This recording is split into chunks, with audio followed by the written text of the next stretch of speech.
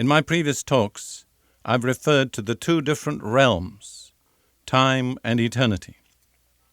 I've pointed out that eternity is not just a long period of time, it's another mode of being, in which the categories that we use to describe time do not apply. And then I went on to say that God is an eternal being. So whenever we come in contact with God, we come in contact with eternity. God does not indwell time, He indwells eternity. But out of eternity, He operates in time. And then we looked yesterday at the account of man's creation, and we saw there that eternity and time came together.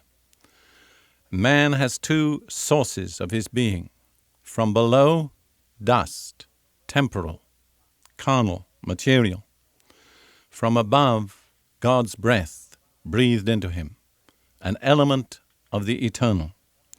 This explains the continuing tension we all experience. There's something in us that belongs below, that draws us down. But there's something in us that doesn't want to go down, that says, I belong in the other direction. I've come somehow from above.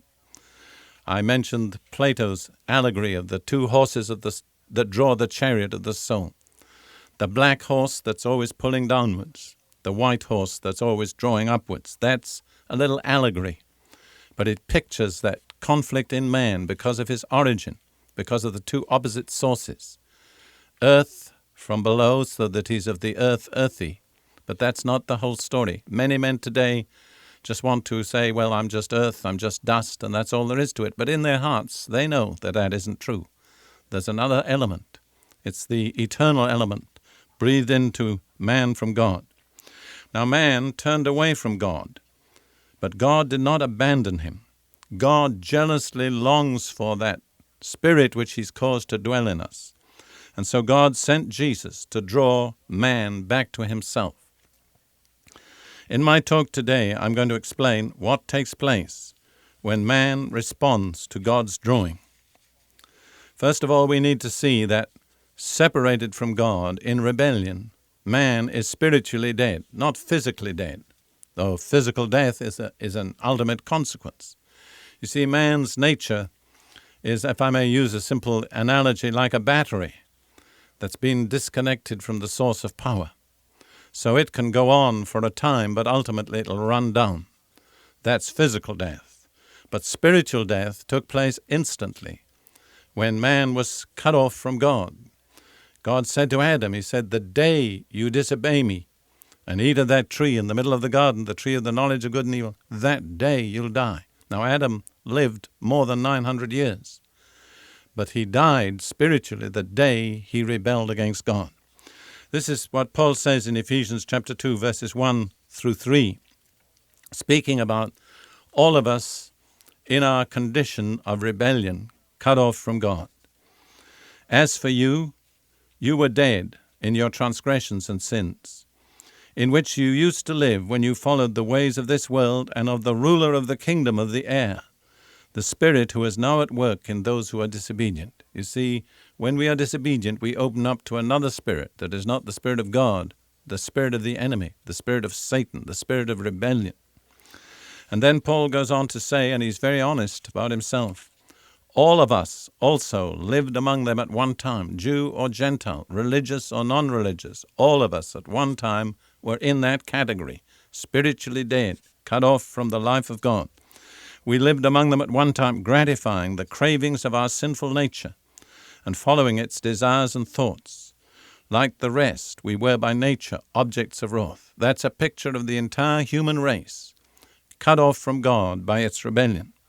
However, as I've said already, God did not abandon man, but He jealously longed for that which He had breathed into man, His own spirit and breath, and He sent Jesus to draw man back to Himself. Now, through receiving Jesus Christ, man can be reborn spiritually. He can receive back the spiritual life that he lost through his transgression. Here's an account of what happens when we receive Christ in John chapter 1, verses 10 through 13. He, Jesus, was in the world, and though the world was made through Him, the world did not recognize Him. He came to that which was His own, but his own did not receive him. His own was creation, but especially the Jewish people. But even his own people did not receive him. Thank God that's not the end of the story. Yet to all who received him, to those who believed in his name, he gave the right to become children of God, children born not of natural descent, nor of human decision, or a husband's will, but born of God. Notice that last phrase, born of God. How does this come about in our experience? It comes about through receiving him, through repenting of our rebellion, acknowledging that Jesus paid the penalty on the cross for our rebellion, turning back to God in faith, receiving Jesus. In Jesus we receive eternal life. A new life begins in us. A rebirth takes place. We are born of God, and being born of God, we become the children of God. Jesus spoke also about this experience in John chapter 3, talking with Nicodemus, a learned Jewish teacher and ruler. Jesus answered, I tell you the truth, unless a man is born of water and the Spirit, he cannot enter the kingdom of God. Flesh gives birth to flesh, but the Spirit gives birth to spirit. You should not be surprised at my saying, you must be born again. There are no options. If we desire to regain contact with God and with eternity, there is only one way. You must be born again. That's not physical birth, that's spiritual rebirth. Nicodemus couldn't understand that, so Jesus explained. He said this, flesh gives birth to flesh, but the Spirit gives birth to spirit. So this is a spiritual rebirth. As we turn back to God in repentance and faith, the Spirit of God revives that spirit which was dead, which was cut off in transgression and rebellion, and we are reborn. We become children of God. This is God's remedy. This is the way that man can satisfy that desire in him for the eternal. You must be born again. The New Testament has much to say about this experience of spiritual rebirth and renewal. I'll read a passage from Paul's epistle to Titus, in which he also speaks about this at some length and makes it so very vivid. Titus chapter 3, verses 3 through 7. At one time we too were foolish, disobedient, deceived, and enslaved by all kinds of passions and pleasures. We lived in malice and envy, being hated and hating one another. What a description of the world without God. Foolish, and yet thinking themselves so clever, disobedient, and even sometimes religious and disobedient, deceived, slaves of various passions and pleasures, living in malice and envy, being hated and hating one another. That's a description of the world today. Full of malice, envy, passion, the pursuit of pleasure, hatred. Then, thank God there's a but. Thank God for these buts. The next verse. But when the kindness and love of God our Savior appeared, he saved us, not because of righteous things we had done, but because of his mercy. He saved us through the washing of rebirth and renewal by the Holy Spirit. Notice the decisive description there. Salvation comes through the washing of rebirth. We are born again from above by the Spirit of God. The Spirit of God rekindles that life of God which was in us through creation. It's also a washing, it's a cleansing, it's a washing away of our guilt, our sin, our uncleanness. And then Paul also uses the word renewal. It's a fresh start. It's a beginning again. If any man be in Christ, Paul says elsewhere, he is a new creation. The old things have passed away.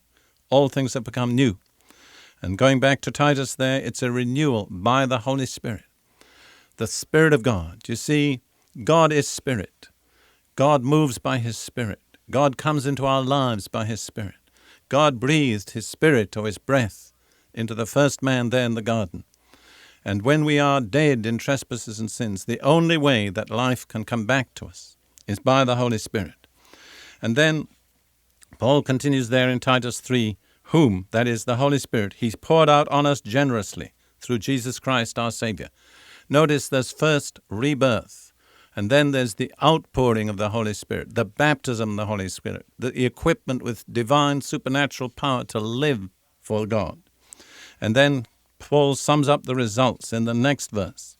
So that having been justified by God's grace, we might become heirs, having the hope of eternal life. Notice that last phrase, eternal life. That's what we all crave. That's what something in us is constantly telling us. There's nothing else can satisfy.